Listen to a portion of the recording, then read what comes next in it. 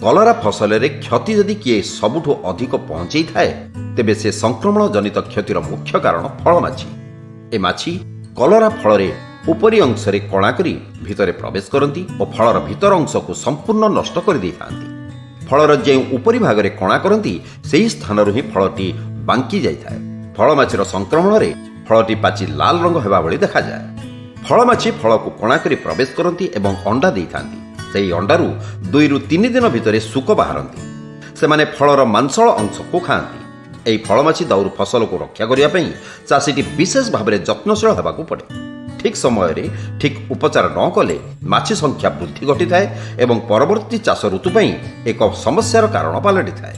खरा दिने गहिर चाष कले माटी भितरे थिबा फलमाछीर सुक हल द्वारा नष्ट हेबा संगे संगे माटी तळ उपर हेबा कारण जोगु सूर्यंक प्रखर किरणर तापरे मध्य नष्ट हो जाती।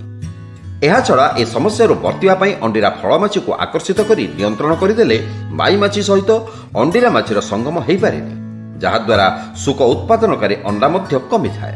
एथिपई जंता तैयारीर आवश्यकता पड़े। प्राय 1.2 सेंटीमीटर मोटेईर 5 × 5 सेंटीमीटर वर्गाकार प्लाई पट्टा खंडे आवश्यक। इथानल, क्यूलियोर, मालाथियान बा डीडीवीपी 6:4:1 अनुपात मिसई एक मिश्रण प्रस्तुत करने को पड़े। एथिरे कटा होइतिबा प्लाईवुड को 48 घंटा पर्यंत भिजा जाए। साधारणतः यह पटारे 13 ରୁ 14 मिलीलिटर मिश्रण भेदिबारे खर्च हुए। वर्षा जोगु काले काठखंडर कार्यदक्षता शक्ति ओदा हेई कमिजिब किंबा नष्ट होइजिब। सेथिपई चौड़ा मुह प्लास्टिक बोतल आवश्यकता पड़ी थाए।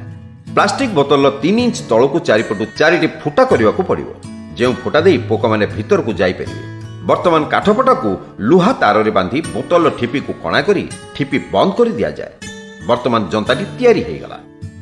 क्यूलियोर जहाँ काठरे भिजिची तार बास्नारे आकृष्ट होई फलमाछी कणा देई सेथिरे बसंती एवं मृत्यु मुखरे पड़ती। एही काठर कार्यदक्षता 2 ରୁ 3 मास रही थाए। हलदी रंगर जंता फलमाछी धरिबारे सहज हुए।